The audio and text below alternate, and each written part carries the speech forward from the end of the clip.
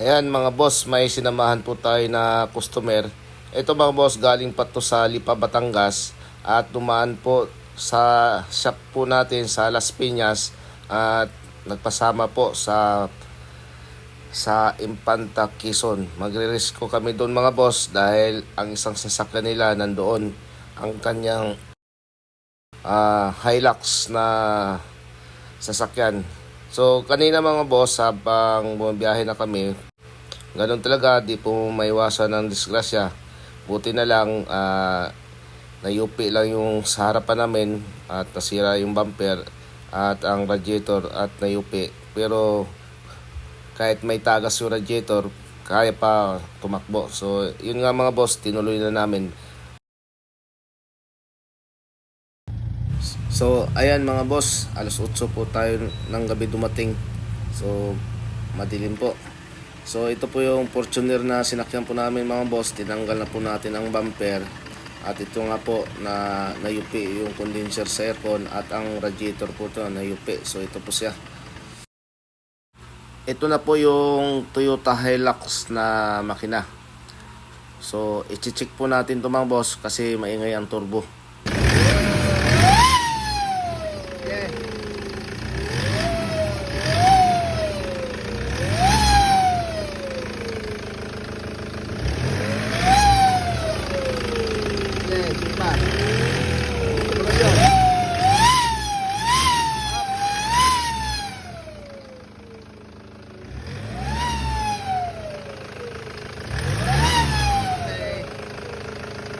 Dito Opo. sa ganyan.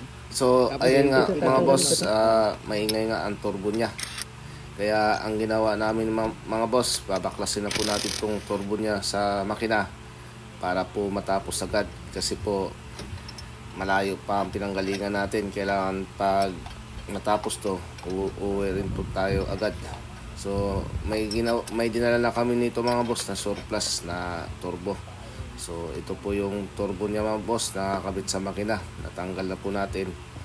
At ang maingay po sa kanya dito sa pinaka-shafting sa turbo. Yan po umiingay. Kaya ito po ang surplus na dinala namin. Ikakabit na lang po natin to mga boss para mabilis po matapos. Kasi nga po masyado gabi na ngayon at kailangan po natin matapos to at makauwi agad. Ayan mga boss, alas 12 po tayo natapos. Eksakto alas 12 ng hating gabi na tayo natapos dito. So naikabit na po natin ang kanyang turbo at ang luma. So ayun, ang luma niya. Yan, papaanda rin na natin to mga boss. Sir, pa-start po sir. Tingnan natin kung iingay pa ba ang turbo nito. Start! Yun. Sige sir, pa-revolusyon.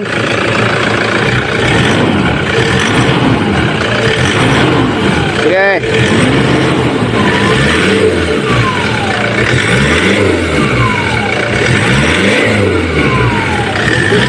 Ha? Sige. Okay. Hindi na siya maingay. Nakakapit na natin. Okay, patay mo na sir. Patay na po. Ayan. Sige, may pa. Ready.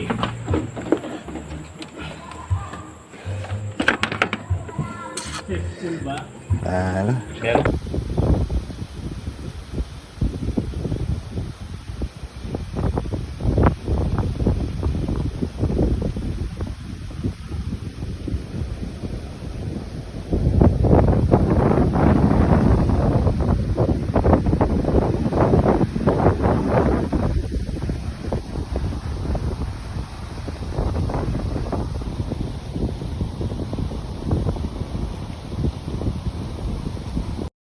Good morning mga boss. So di po tayo natuloy umuwi kagabi.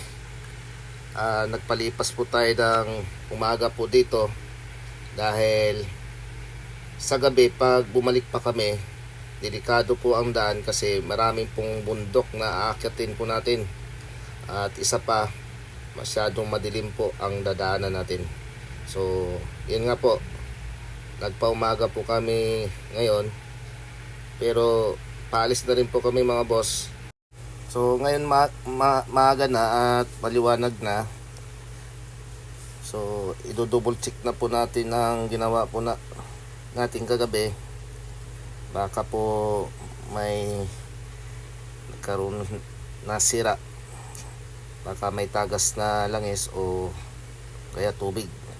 Dahil ibibiyahe na namin to ngayon mga boss. Masyadong malayo ang ibibiyahe nito. Siguro mga 6 na oras ang ibibiyahe namin.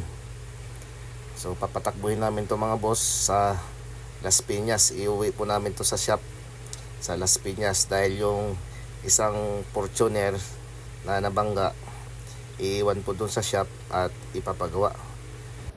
So ito nga mga boss, na check na po natin to. Wala naman pong tagas na tubig o kaya langis, kaya ready na po na ibiyahe ito. So dito naman po sa Fortuner, kitang kita po natin ang sira po nito mga boss. Nawasak po ang bumper nito at tinanggal namin para hindi po sagabal sa biyahe. At ang radiator nito may tagas pero mahina lang, pero kaya pa itakbo. So ito po siya mga boss, at ibibiyahe na po natin to.